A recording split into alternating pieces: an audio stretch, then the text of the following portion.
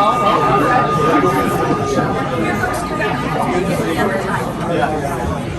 we are off. The first Rotary meeting of June 2024. Welcome, Rotarians.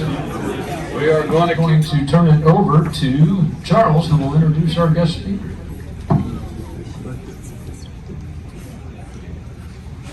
Hello, Rotarians. How are we doing today? Very well. Do we have any history buffs in the house? Yes. A few? Okay, well today I'll be presenting Mr. Lodewyk, and Coronado resident Lodewyk will present a personal account of his World War II and Korean experiences, including period photographs and newsreel footage, it's true footage you guys are going to see, of the German occupation of the Netherlands. Mr. Lodewyk will also discuss his combat experience in the Marine Corps during the Korean War. And I can keep on talking about the presentation, but I think we're going to have lots of questions after. So let me just bring Lodewyk on up. Warm applause to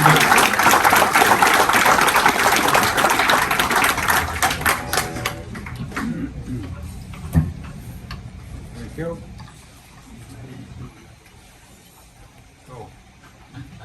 Okay, yeah, that's a very good picture of me. And I was a little younger than we were. In fact, it was taken when I came back from Korea, and a friend of mine who was a professional photographer did this, and one of my better pictures.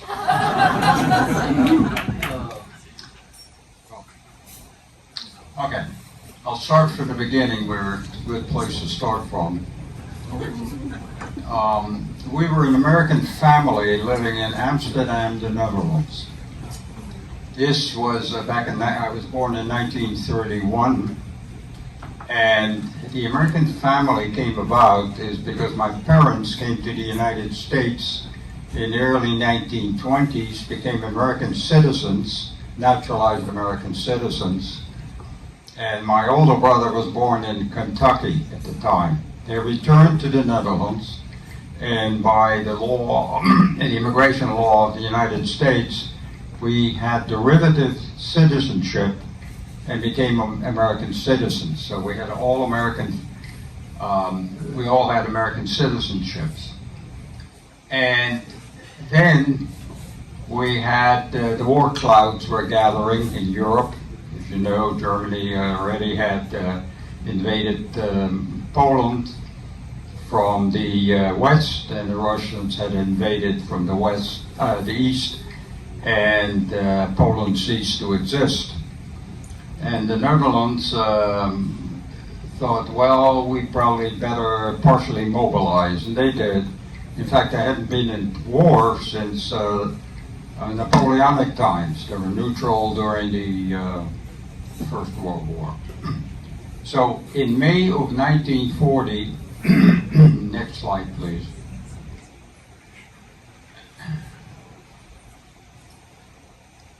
Yeah, and now on the left, right. Okay. In May of 1940, German troops invaded the Netherlands. And the Dutch indication there, it says entry of German troops. This was the Amsterdam, the Netherlands. And as you can see here, this is an actual newsreel, Dutch newsreel, taken at the time. We can turn the lights down a little bit, perhaps you can see a little bit better. Is that possible? Maybe not. Yeah, it's possible. Otherwise, it's kind of, You got it. yeah. Yeah, oh, that's Very good, great. what you're seeing here, the officer on the right-hand side was reviewing his troops as they came in. And in a moment, I'll show you where my younger brother and I stood to watch the entrance of the Germans. And this went on for a while. There was part of his staff in the background there. And this went on for quite a while. Right here is the Royal Palace. Anybody who's been to Amsterdam, it's on the large plaza. And here you see the troops coming in. And in a moment I'll show you where my brother and I were standing. And we watched regular troops and SS personnel in motorized vehicles, motorcycles, trucks. Okay, we're back here. May, as you can see, 15 May. And 5 days later, the Dutch army had to surrender because, of course, no one at the time could withstand the German blitzkrieg as they were conducting in Europe. And in a moment, slide progresses here, I was at the Royal Palace. Heavily motorized, but in fact, there was an awful lot of horse-drawn. If you look at World War II pictures, the Germans used a great deal of horse-drawn carts and wagons.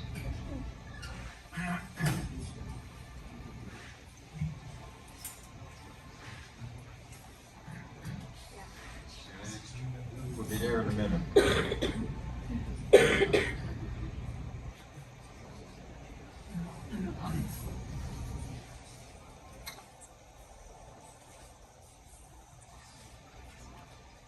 Okay, here we are. Here's the Royal Palace. And in just a moment you can see where I stood.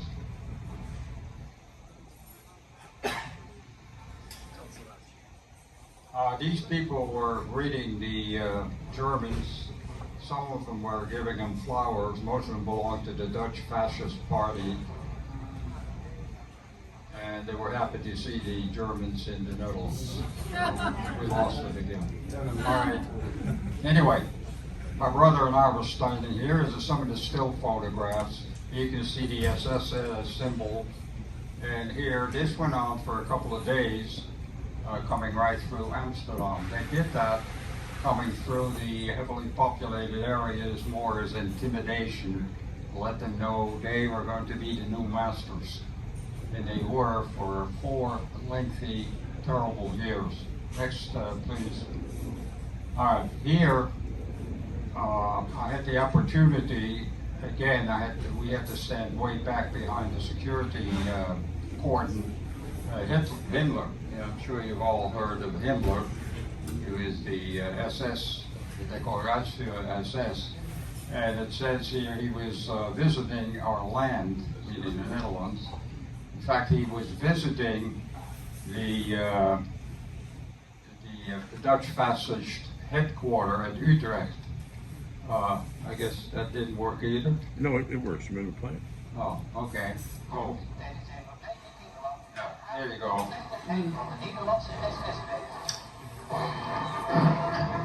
And the music you hear is an SS honor guard.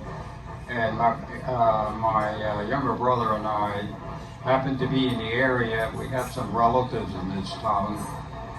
And this is the honor guard. We could see this from a distance. This is the newsreel version. Okay, next slide, please. Okay, one of the first things the Germans did was they had these posters where they're asking for volunteers. This is all in Dutch. And this was the Central SS Recruiting Office. And my brothers often walked past this area and saw these large advertisements. As an example, over here, let me see, it's a straight May, meaning fight with us. So we're trying to recruit people, young men, to fight in Russia. They desperately needed troops in Russia. And in fact, there were about 25,000 Dutch young men who volunteered for this, and they were highly prized by the Germans because of all the countries where they did recruit. They were the best fighters, easier to discipline, because Dutch society in general, at least it was at that time, was a highly disciplined and structured society. Next, please. And here, you'll see in a moment. Okay. And you'll see him a little bit better. Seys Inquart, who was appointed the head of the Dutch government. He was a lawyer from Austria, a dedicated Nazi, and he's taking the salute. This was his initial, these are all newsreel. And we saw them here. Of course, we had to stand way back. And he worked with a limp. And he's telling the people here, we are gathered here, and I want to proclaim that what we're doing is in the interest of the future for our German nation. And he said, because of the task ahead, every German man must become a soldier.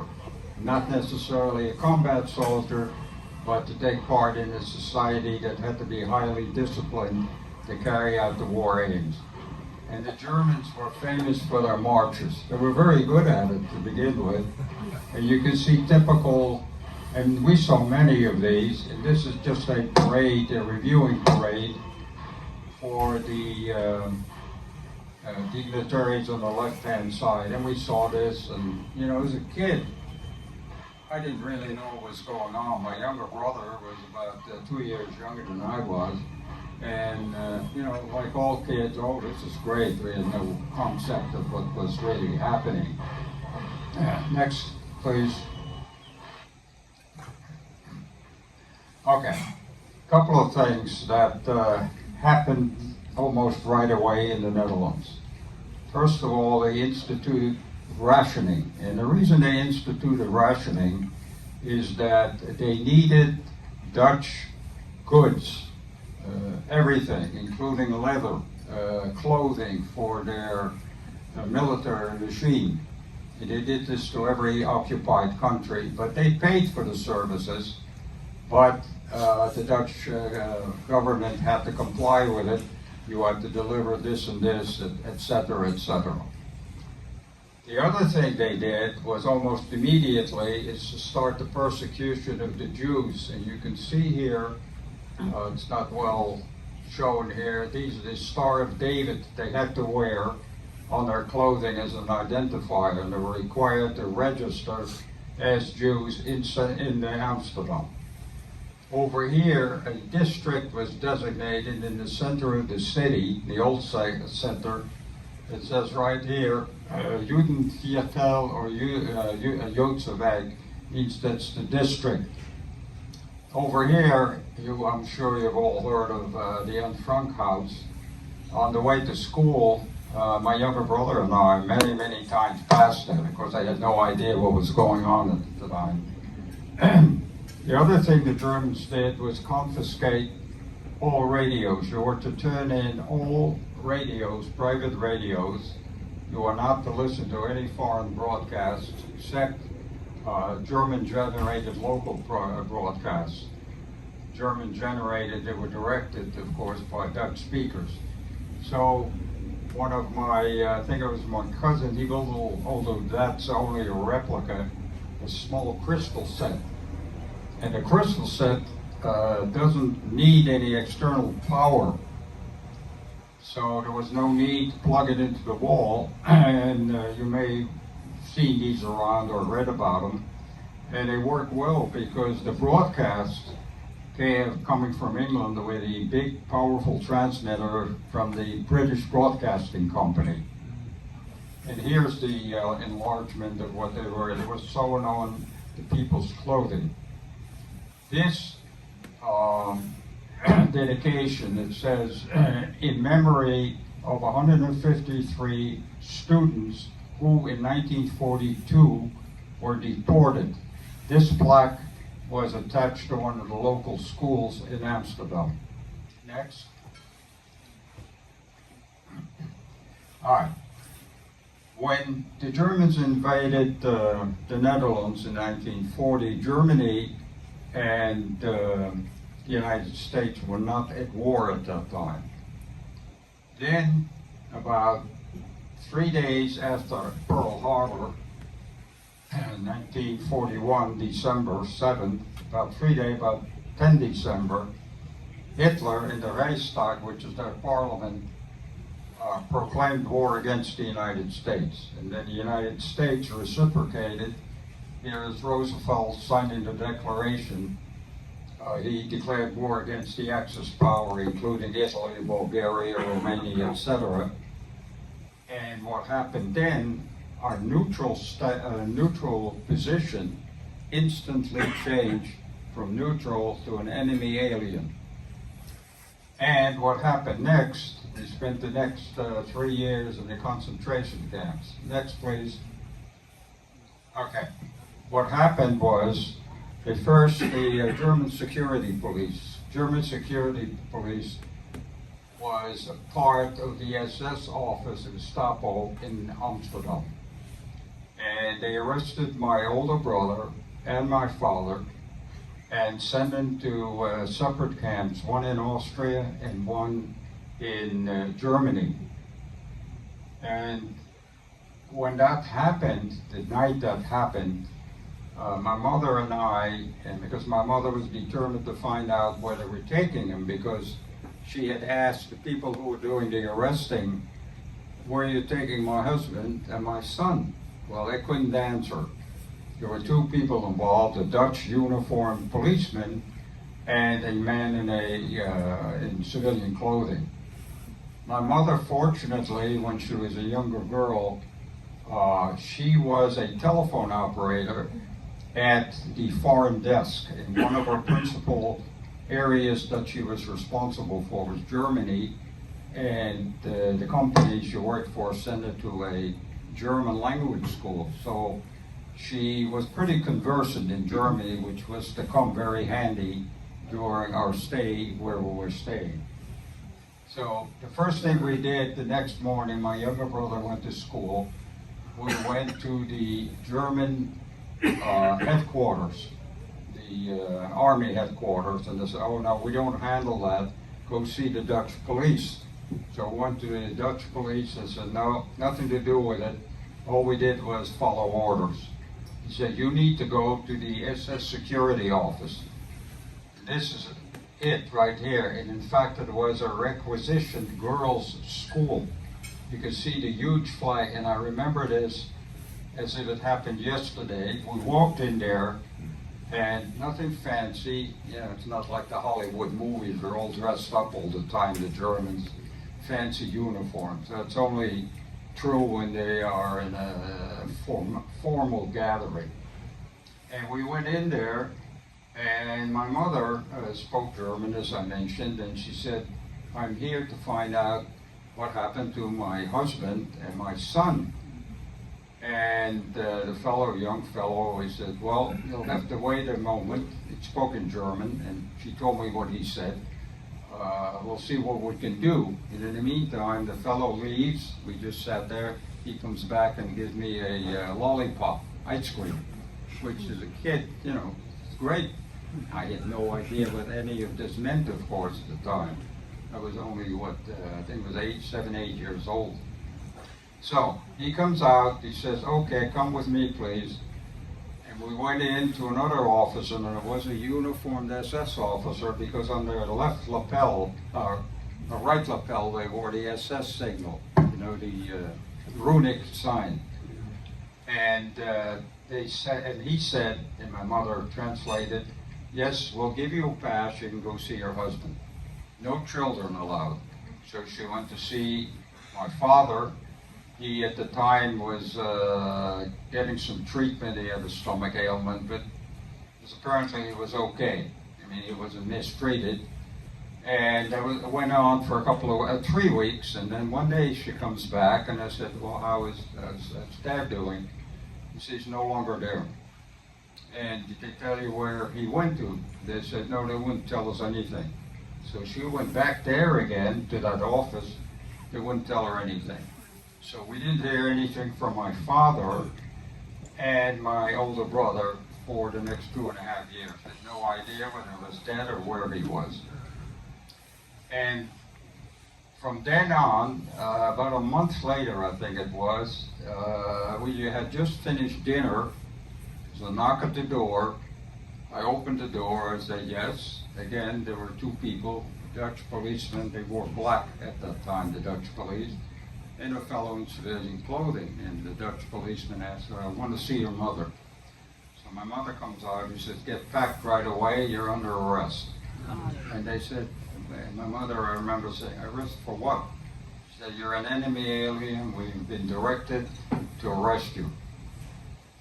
The reason they did this is to arrest the enemy aliens. Well, we weren't the only ones. There were a lot of British citizens who were caught in the occupied countries, and they arrested them also. The reason they did this, they had a program where they would exchange civilian and military personnel that the Allies had captured, either in battle or they arrested them in the United States when the German citizens were there. There was supposed to be an exchange program. Well, partly it worked. Some people were repatriated, mostly sick and elderly people. So, next thing, what happened was, next slide please. We didn't know what to do with us. The order, apparently from my research, and it took a lot of research to put this information together, my research indicated that Berlin, in fact it was Himmler who suggested to Hitler we do that, as perhaps we get some of our people back, and apparently Hitler agreed, and the direction from Berlin was, you put them anywhere where you have some room, we'll figure out the final destination of all these people. So the first place they sent us was a place in northeast the Netherlands, right here, what they call Westerbork. Well, Westerbork happened to be the central location where they collected all the Jews for transport to the extermination centers at Auschwitz, etc., and also dozens of concentration camps. And we were housed in a couple of barracks they had that were separated by barbed wire from the rest of the camp. In other words, we were treated in a completely different manner. There were no physical violence against us, but we were confined. You know, you have barbed wire around you, you got guard towers with people in there with machine guns with orders to shoot at anything comes near the wire. So we spent some time there. And by the way, this is the commander of the camp. He was arrested after the war, but he was now not held for any war crimes. In fact, this was kind of a model camp. The last thing that the Germans wanted to start is any kind of rebellion. They wanted everything nice and quiet. And this fellow over here, as long as he delivered the number of people, I'm sure you're familiar with the situation, the man who actually directed all this, and he complied with the requirement, so many Jews every 2 weeks, and he did. So the situation was very well run. This is a train that was bringing from central portion of the Netherlands, from Amsterdam, in fact. These people just came off the train. These are Dutch police over here. This is a typical guard. And here, we stayed about a month and a half. The food was tolerable. In fact, we ate the food, most of the food, just like the guards did. Next, please. Okay, the next camp we went to, remember now, they're trying to get us to a place which will be more central in terms of gathering all these people from other countries that the Germans had invaded. The aliens. This was the most notorious concentration camp, and it's right here, just south of Amsterdam. What you're seeing here are electrified fences. A moat and another fence, and here's a guard tower. You can see the heavy concentration of barbed wire over here. This was the entrance to the camp after it was captured by Canadian forces. We stayed here. I say notorious because a lot of people were murdered in this camp. The Germans employed all kinds, I'm sure I won't go into the atrocity part. And this sign up here said, anyone who approaches the barbed wire will be shot. period. So if you were within a certain distance, you can't see it over here, the guards had orders to shoot. And they got machine guns up here. And it was apparently strictly enforced. We stayed there about 2 months. Next slide, please.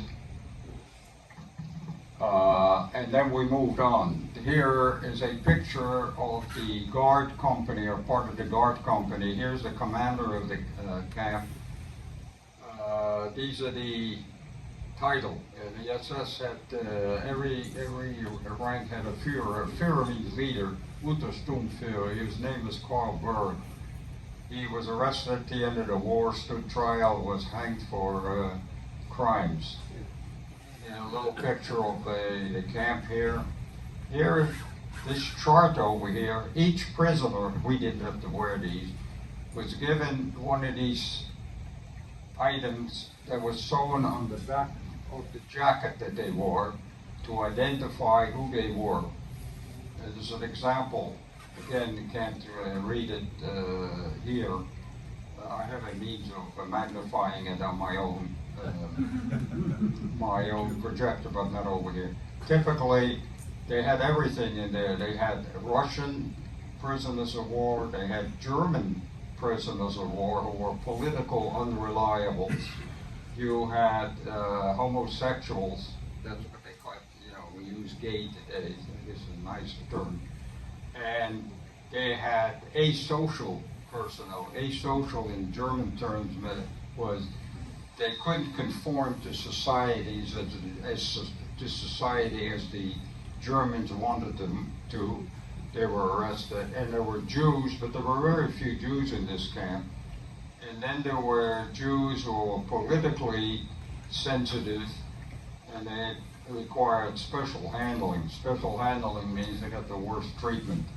And this was part of his staff, and about half the staff were arrested, and they were also hanged.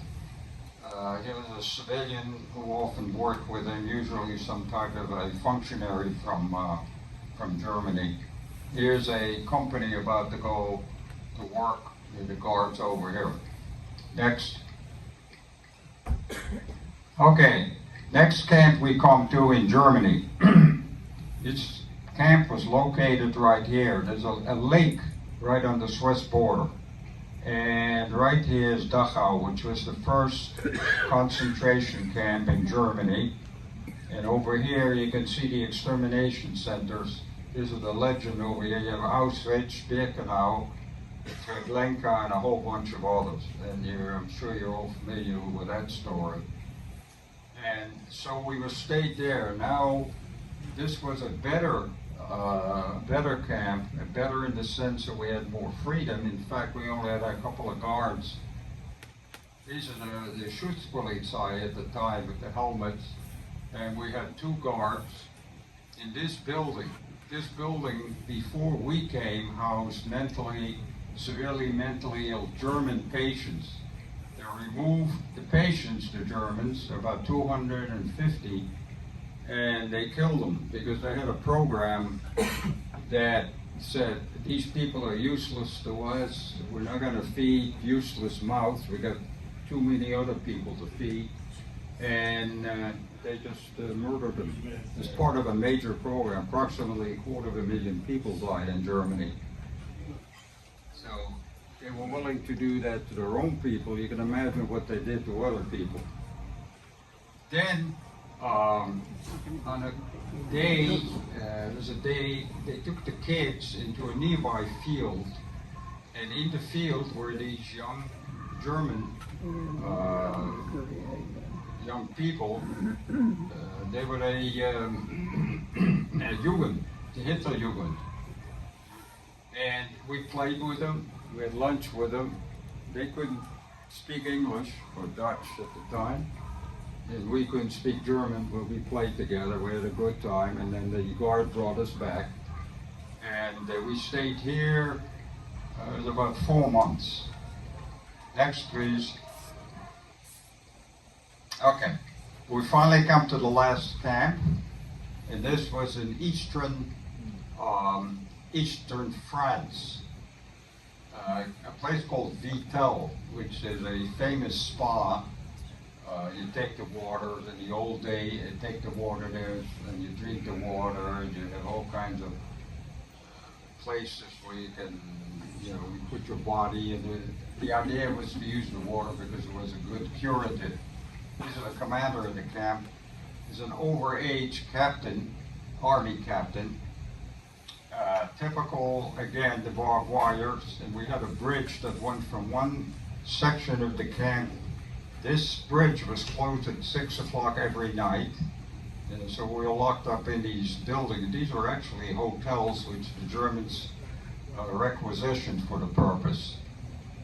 And we stayed there about a year and a half, and it's there that we were reunited with my older brother and my father, and we had a very joyous reunion, as you can imagine. We hadn't seen them, and we hadn't heard from them in all that time.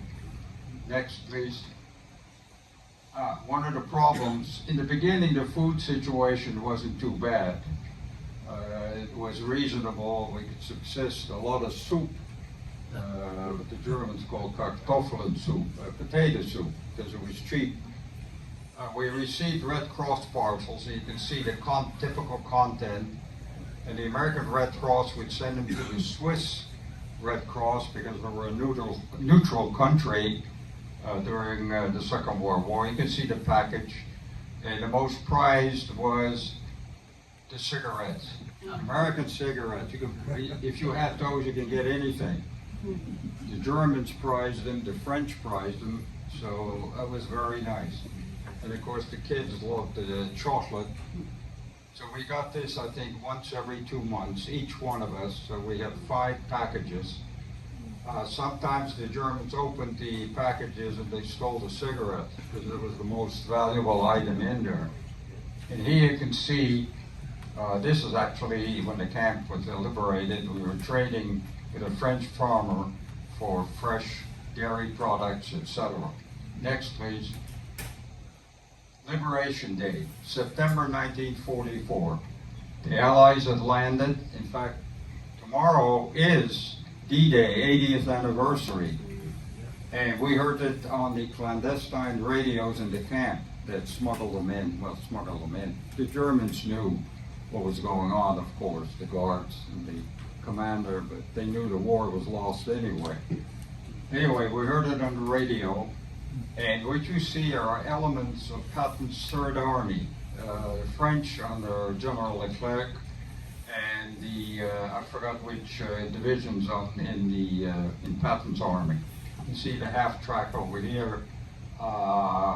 We were standing right here. The whole family was standing right here. There's a Sherman tank. This is the building we were in. You can see the barbed wire. You can see some of the people over here. And I remember this tank. And right across the street over here was a machine gun emplacement, which the American troops had installed. This is a modern view of the camp as it is today. This probably was the happiest day of my life, and the family's life, as you can imagine. Next, please. Okay, can you start the, it's a newsreel picture. Okay, people had this gigantic American flag. Some of them were Americans, most of them were just prisoners. You see that flag flying, and there was joy and celebration. The gates were thrown open. You were no longer, didn't see any armed guards, with rifles and the threat of violence. So all this was a tremendous relief. It's very difficult to describe to someone who's never been through any of this what it means to live behind barbed wire for years and not allowed any freedom, where they locked you up at night. Although we were not physically abused, mentally, for some people it was a major problem. In fact, many of them developed very serious psychological problems after the war because of the confinement. These are American nuns who were also imprisoned. In fact, they held a school for the young kids, and I found out that the nuns were pretty strict, you know, in your school, in the school. But, so we benefited from some education there. Next. Okay. This is the other half of my life at that time. Call you Got back it? for the other half. Oh, This is a okay. good break point because we left the Second World War and we're going to Korea. Right, you don't want me to continue. Continued, it's too long. I'd love you to continue, but we'll have to invite you back. for- Oh, that's fine. And I mean it sincerely. Let me tell you that we rarely run overtime, but everyone here wanted to hear the end of the World War II story. Well, as I say, I will tell you, Lou, that in the year I've been here, I don't think I've seen anyone have a standing ovation at the end of their talk either, so you can. What about your father and your brother? Did you see them? Yes, they Your reunited. father and your brother? Yes, that was, we were all waiting for the end of that. They had a joyous reunion. And so I want to restate that I don't think we've had a standing ovation for a speaker never. in the year I've been here. So we were willing to stay overtime to find out how it all turned out. And not only that, we're excited to hopefully have you come back and tell the Korea story in the next schedule here. So in the meantime, we will adjourn for today. And next week we are going to go back into the artificial intelligence world and hear from Mark Sills, who is the VP of Infosystems and Technology from MIT. And he'll be speaking to us from the Coronado Cays Yacht Club next week. So, in the intervening 7 days, go out and have a great Rotary week, and remember, service of yourself.